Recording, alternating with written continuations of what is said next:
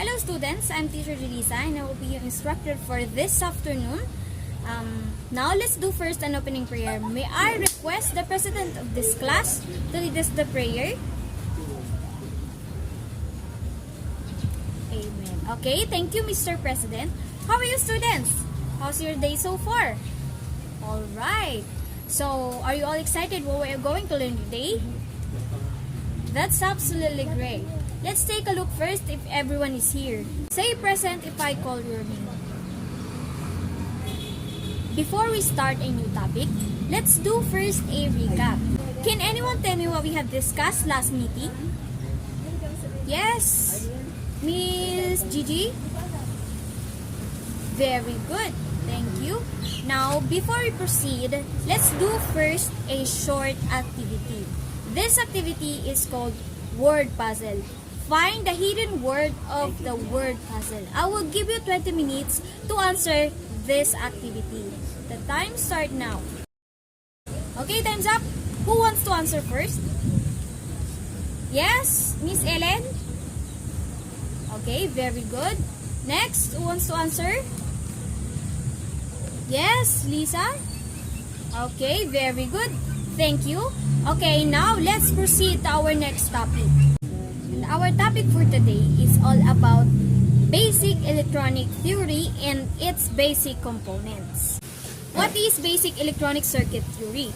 In simple terms, electronics may be understood as a branch of science that utilizes and controls the flow of electronic through specially designed network of active and passive devices to produce a desired result.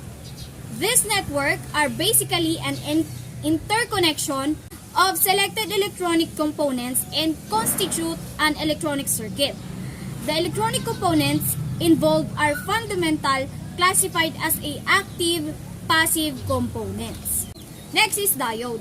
As shown in the picture, a diode is two-terminal component and is recognized by a band or a ring at one of its ends. Also, will always allow a positive voltage to pass through its anode towards to a cathode and black the other way around.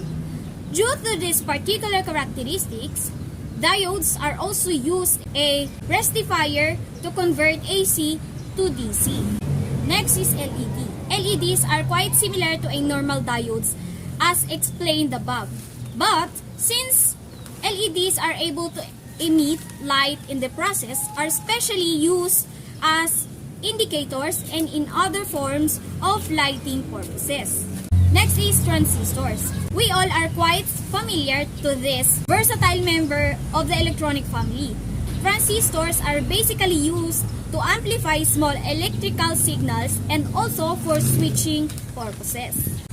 Resistors. Since most semiconductor devices are sensitive to high currents, resistors are employed to restrict a correct flow of current through them.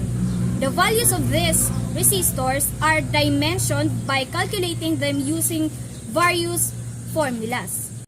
Next is capacitor. It is another indispensable passive electronic components and inevitably finds a place in almost all electronic circuits. They are basically used to block DC and allow AC but may also find important applications in producing time delays, processing or filtering noise.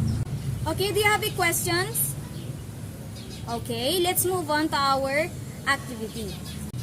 Recite the 5 basic circuit components and their functions. I will give you 20 minutes to answer our activity. Okay, next, let's have a quiz. Put the correct answer in capital letter on the blank provided. I will give you 15 minutes to answer our quiz. Okay, before we end, I will give you an assignment.